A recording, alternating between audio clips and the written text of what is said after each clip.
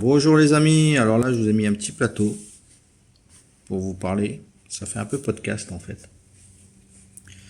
Donc là vous avez une citrine, donc un quartz, ici un spersatite, ici deux tourmalines, là deux grandidérites, ici une émeraude, des béryls et là deux aigues marines,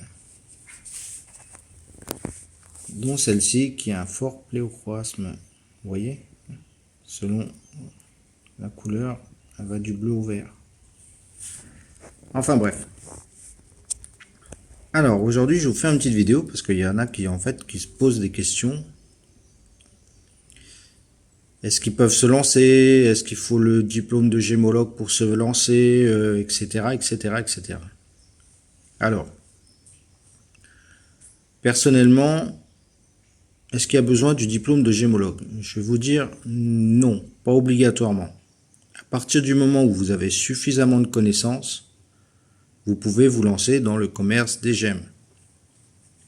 À savoir que de toute façon, si vous n'avez pas assez de connaissances, vous allez vous planter. Vous allez vous planter parce que vous allez avoir affaire à des fournisseurs qui ne seront pas corrects et vous allez acheter des choses hors de prix, vous n'allez pas pouvoir les revendre ou vous allez plus perdre de l'argent qu'autre chose si vous n'avez aucune connaissance.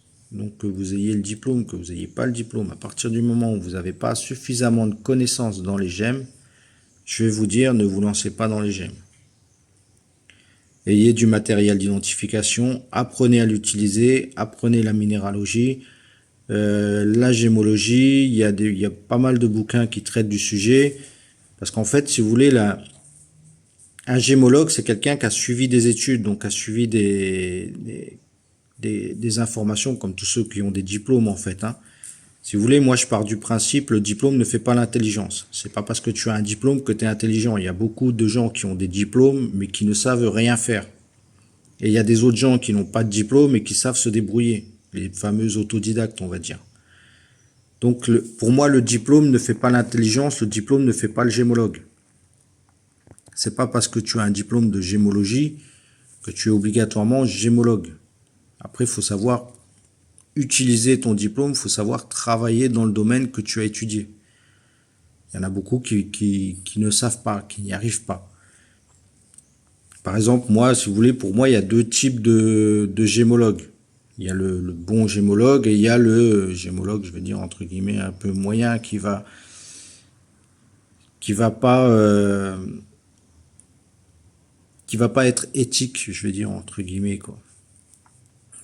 Si vous voulez, pour moi, si vous avez affaire à un gémologue, par exemple, vous dites à un gémologue, voilà, je cherche une tanzanite, le gémologue va vous chercher une tanzanite, c'est-à-dire il va aller en Tanzanie, il va aller dans la mine où il y a la tanzanite pour aller vous chercher une tanzanite. Il va pas aller sur un site chinois commander une zoisite de Russie qui aura été chauffée pour avoir la couleur de la tanzanite. Et après, il va vous vendre ça, il va acheter ça, je sais pas, on va dire, un quart de son prix et il va vous le revendre comme le prix d'une tanzanite qui vient de Tanzanie alors que c'est une zoisite qui vient de Russie qui a été chauffée artificiellement.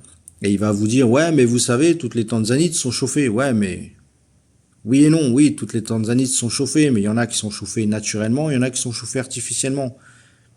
Donc si vous avez affaire à un gémologue qui fait ça, voilà, vous voyez ce que je veux dire, pour moi, c'est pas vraiment un gémologue. Pour moi, le vrai gémologue, c'est si vous lui demandez un minéral, par exemple, vous lui dites, voilà, moi je veux une aigue marine du Brésil, il va vous chercher votre aigue marine au Brésil et il va mettre le prix. Il y a ça aussi qu'il faut vous dire. Il faut vous dire que une pierre, une vraie pierre, par exemple une vraie tanzanite qui vient de Tanzanie, elle n'aura pas le prix d'une tanzanite qui aura été chauffée, qui viendra de Russie, qui aura subi une chauffe artificielle. Enfin bref, les prix seront différents. Parce que ce ne sera pas le type de minéraux de base, je veux dire. Vous voyez ce que je veux dire? Donc c'est pour ça que si vous voulez vous lancer dans les pierres, ayez un professionnalisme qui soit au top. C'est-à-dire que Si vous, par exemple, vous achetez de la, je vais rester sur la tanzanite là. Si vous achetez de la tanzanite, assurez-vous que la tanzanite que vous achetez, elle vient bien de Tanzanie. Elle vient pas d'un autre pays. C'est-à-dire que ça soit pas une zoisite qui aura été chauffée. Et puis après, vous allez vendre ça à votre clientèle en disant c'est de la tanzanite. Oui, appellation commerciale, je vais dire, on peut dire c'est tanzanite, mais en fait, pour moi, personnellement, non. Pour moi, une tanzanite, elle vient de Tanzanie. Elle vient de la mine, là où la tanzanite est produite, c'est-à-dire avec les chauffes naturelles. Si elle vient de Russie ou elle vient d'ailleurs, ce n'est pas une tanzanite, c'est une zoisite chauffée. Vous voyez, par exemple, la dernière fois, j'avais fait une vidéo où est-ce qu'il y avait une aigle marine qui était toute bleue, qui n'était pas bleue comme ça, parce que les aigles marines sont comme ça. L'autre, elle avait un bleu beaucoup plus sombre, un bleu, je vais dire entre guillemets, un peu saphir, vous voyez. Dans ces bleus-là, en fait, il y a deux types de minéraux. Vous avez la, comment ça s'appelle, la Maxix. La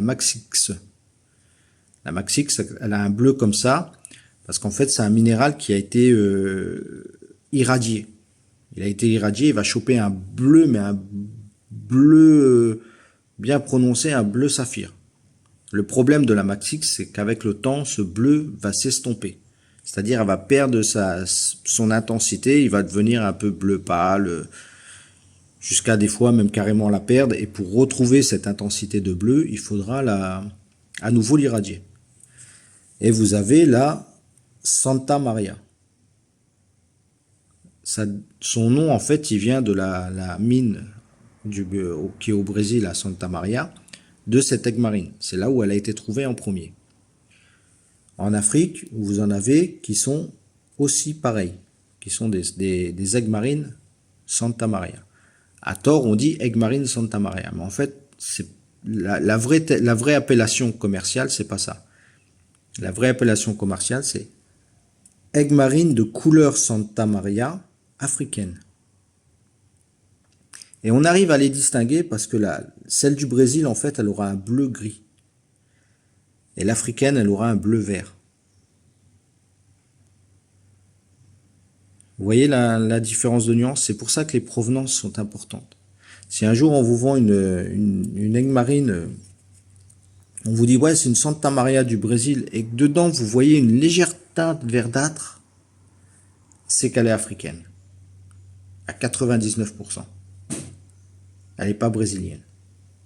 La brésilienne, elle aura un bleu qui sera différent de celle qui est africaine. Et celle qui est africaine, ça sera une aigle marine de couleur Santa Maria africaine. Ça ne sera pas une aigle marine Santa Maria à proprement parler. C'est comme aussi vous savez, avec les œils de chat. Le vrai cabochon œil de chat, avec l'appellation œil de chat, c'est la chrysobéryl. Les autres, c'est chatoyance. Cabochon chatoyant. Qui a l'œil de chat, en fait. Mais on ne dit pas que c'est œil de chat, on dit que c'est chatoyant. Seul le chrysobéryl a le droit, entre guillemets, à cette appellation œil de chat. Vous voyez, si vous voulez, pour moi, si vous faites appel à un gémologue pour avoir ces types de pierres, lui, il va être soucieux dans ce détail-là. Pour moi, un bon gémologue est soucieux dans ce détail-là. Et pour moi, un bon revendeur de pierres est soucieux dans ce détail-là aussi. Pareil, pour moi, un bon revendeur de pierres, quelqu'un qui vend les pierres, tout ça là, il n'est pas assis sur son canapé, sur Internet, à commander des trucs avec des fournisseurs à droite, à gauche, où est-ce qu'il reçoit des trucs qu'il vérifie même pas, qu'il fait confiance. Pour moi, ça, c'est un commerçant. Vous voyez, pour moi, c'est pas un professionnel, c'est un commerçant. Un vrai professionnel, lui, il a le plaisir de voyager, il a le plaisir d'aller voir les mines, il a le plaisir de chercher ses minéraux, il a le plaisir de... Vous voyez, c'est carrément un autre domaine. Parce que moi, je pourrais rester assis sur mon canapé, combien il y a de fournisseurs, vous savez, vous êtes sur Facebook, vous avez des fournisseurs du Pakistan, d'Inde, de Chine, de Thaïlande, d'Indonésie, et j'en passe qui viennent vous bombarder votre messenger de photos, de pierres, de j'aime, de ci, de ça, qui vous dit ouais, moi je peux avoir ci, je peux avoir ça. Ils peuvent avoir tous les minéraux du monde à des prix vraiment défiant toute concurrence. Moi, ces trucs-là, j'ai pas confiance. Mais combien il y en a, ils achètent avec eux? Combien il y en a, ils se font avoir aussi?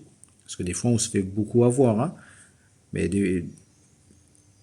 un vrai professionnel, un vrai fournisseur, il va pas vous chercher sur Facebook. Vous voyez? Lui, il a sa clientèle qui vient le voir. Enfin, si vous voulez vous lancer dans ce domaine-là, soyez professionnel, soyez éthique, soyez vraiment au top. Après, est-ce qu'il faut vous lancer ou pas? Moi, je dis, si vous avez déjà un travail, que vous posez la question, est-ce que vous arrêtez votre travail pour vous lancer dans ce domaine? Moi, je vous conseillerais de non. N'arrêtez pas votre travail parce que votre travail, en fait, c'est une source de revenus. Quand vous allez vous lancer dans les pierres, vous allez remarquer que les revenus vont pas arriver du jour au lendemain. Donc, gardez votre travail. Votre travail va vous permettre déjà d'investir dans votre laboratoire. Donc, tous les mois, vous achetez un petit matériel pour aller dans votre laboratoire. Et vous pouvez aussi mettre de côté pour votre voyage.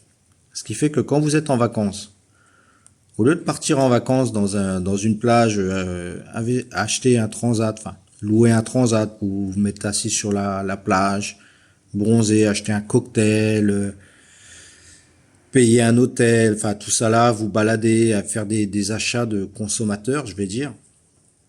Eh ben, vous choisissez un pays producteur de gemmes, avant de partir, hein. Donc, vous choisissez un pays, admettons Brésil, Madagascar, Mozambique, etc., etc. Enfin, un pays producteur. Vous vous informez des réglementations en vigueur dans ce pays au niveau des gemmes. Vous essayez d'avoir 2-3 petits contacts là-bas. Et après, vous partez en vacances là-bas. Mais vous partez en vacances pas dans une optique de vacancier, dans une optique d'acheteur. Et là, vous allez voir des fournisseurs, regardez ce qu'ils vendent. C'est hyper important ça.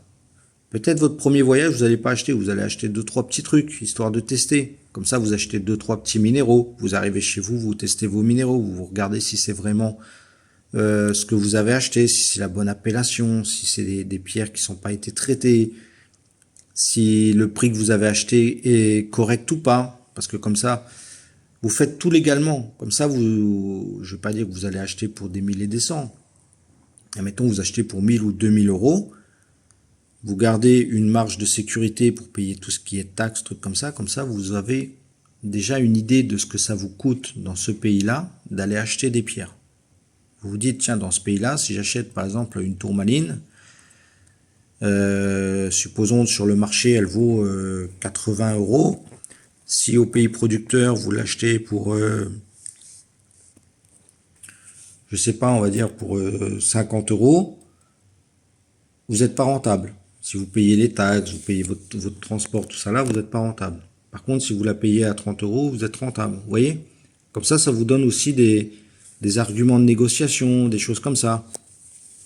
Mais ne quittez pas votre travail en vous disant je quitte mon boulot et je défonce tout et je me lance dans le business. Non, parce que il y a aussi une chose qu'il faut vous mettre en tête, c'est qu'il y a la réputation. Faut que vous fassiez une réputation, c'est-à-dire faut que vous fassiez connaître. Comme quoi vous êtes un revendeur de pierres, vous êtes vraiment quelqu'un qui est consciencieux dans son travail, qui vend du bon matériel, qui vend les bonnes pierres, qui vend des pierres de qualité à un prix correct, convenable, vous voyez. Ça va pas se faire du jour au lendemain. C'est pour ça qu'il faut, si vous avez un travail, il faut le garder. Faut pas vous amuser à vous dire je quitte mon travail comme ça, comme un ouf, et vous vous lancez dans le délire, et puis en fait vous voyez que vous n'y arrivez pas, et après vous regrettez. Lancez-vous tout doucement, gardez votre taf, investissez doucement dans le matériel, prenez vos jours de congé pour faire des voyages d'affaires entre guillemets, Voyage, quand je vous dis voyage d'affaires, si vous passez la frontière, par exemple, vous allez dans un pays au Brésil, vous arrivez au Brésil, quand vous demande, le douanier vous dit, enfin, le policier à la frontière vous dit, vous venez faire quoi dans ce pays-là?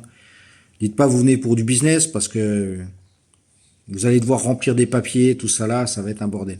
Tourisme. Après, vous achetez deux, trois pierres, vous avez le droit en tant que touriste d'acheter quelques pierres. Hein. Achetez-les dans des magasins qui sont, comment dire, légales. Avec les factures, avec les documents pour que vous puissiez quitter le pays avec. Le but, c'est de savoir combien vous revient la pierre achetée au pays. En les déclarant, tout ça là. Si vous voulez faire un business qui soit pérenne, il faut que vous ayez toutes les données, toutes les cartes en main, je veux dire. N'allez pas comme un furieux prendre acheter deux trois pierres dans la rue, les foutre dans la poche et vous allez avoir des données qui seront fausses. Si vous voulez vous lancer pérennement dans ce métier-là, commencez dès le début à être correct. Donc voilà, c'est la petite vidéo que je voulais vous faire parce que j'ai vu qu'il y en avait qui me posaient des petites questions et je vois ils sont un peu hésitants. Donc les conseils que j'ai à vous donner, si vous voulez vous lancer dans le domaine des pierres, ou n'importe quel autre domaine, hein, si vous êtes dans un boulot qui ne vous convient plus, que vous voulez changer, moi je vous dis personnellement de mon vécu, lancez-vous. Dites-vous bien, une fois que vous allez être indépendant, ça va être dur de retourner au salarial si vous avez besoin. Donc, ne vous lancez pas bêtement, gardez votre boulot, profitez des 1 an, 2 ans, admettons, continuez à travailler encore 1 an, 2 ans, et profitez de ces 1 an, 2 ans pour investir dans ce que vous aimeriez faire. Si c'est les pierres, commencer à acheter du matériel d'identification. Quand vous partez en voyage dans l'optique d'acheter des pierres et non pas de profiter farniente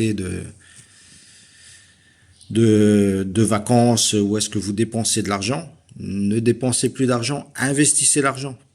Si vous voulez être indépendant, ayez une optique d'investisseur et non plus une optique de consommateur. Vous voyez, achetez pour investir, pour gagner de l'argent, n'achetez plus pour dépenser. Et ensuite, dernier truc hyper important, le jour où vous quittez votre taf, même si vous êtes avec une équipe de merde, même si vous êtes dans un boulot qui ne vous convient plus, que vous vous dites jamais je reviendrai, ne partez pas en furieux. Quand vous quittez un travail, quittez-le toujours correctement.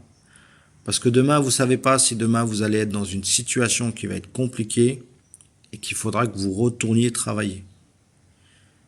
Ou ne serait-ce que dans l'entreprise que vous avez quittée. Vous voyez ? Par exemple, je prenais exemple la crise Covid. Hein. Moi, avant la crise Covid, mon business commençait à bien marcher.